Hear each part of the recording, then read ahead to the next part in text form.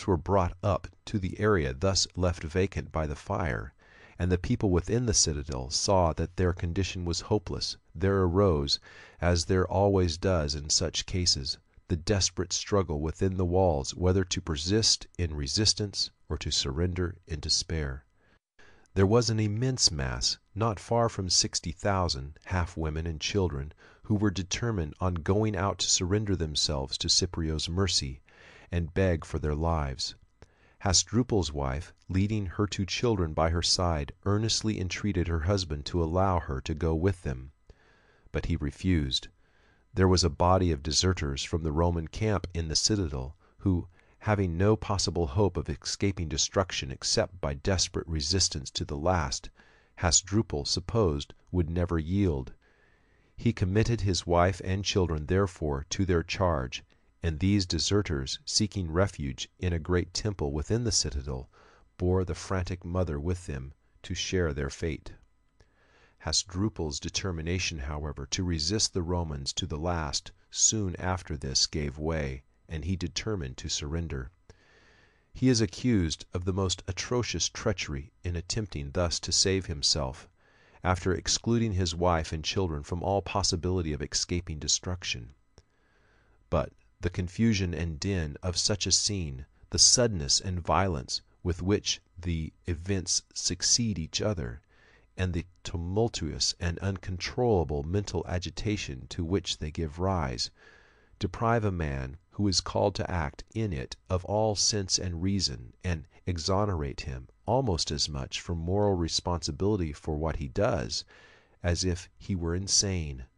At any rate, Hasdrubal, after shutting up his wife and children with a furious gang of desperadoes who could not possibly surrender, surrendered himself, perhaps hoping that he might save them after all. The Carthaginian soldiers, following Hasdrubal's example, opened the gates of the citadel and let the conqueror in. The deserters were now made absolutely desperate by their danger, and some of them, more furious than the rest, preferring to die by their own hands rather than to give their hated enemies the pleasure of killing them, set the building in which they were shut up in a fire. The miserable inmates ran to and fro, half suffocated by the smoke and scorched by the flames. Many of them reached the roof. Hasdrubal's wife and children were among the number. She looked down from this elevation, the volumes of smoke and flame rolling up around her, and saw her husband standing below with the Roman general, perhaps looking in consternation for his wife and children. Amid this scene of horror, the sight of the husband and father in a position of safety made the wife and mother perfectly furious with resentment and anger. "Wretch!" she screamed, in a voice which raised itself above the universal din. "Is it thus you seek to save your own life, while you sacrifice ours? I cannot reach you in your own person, but I kill you hereby in the persons of your children."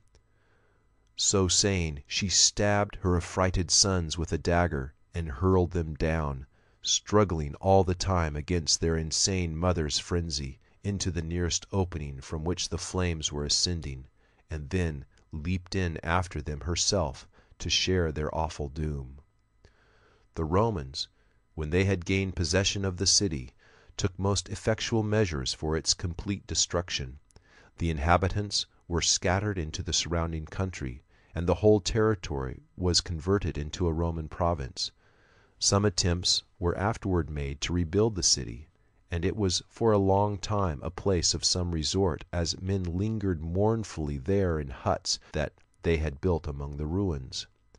It, however, was gradually forsaken. The stones crumbled and decayed, vegetation regained possession of the soil, and now there is nothing whatever to mark the spot where the city lay.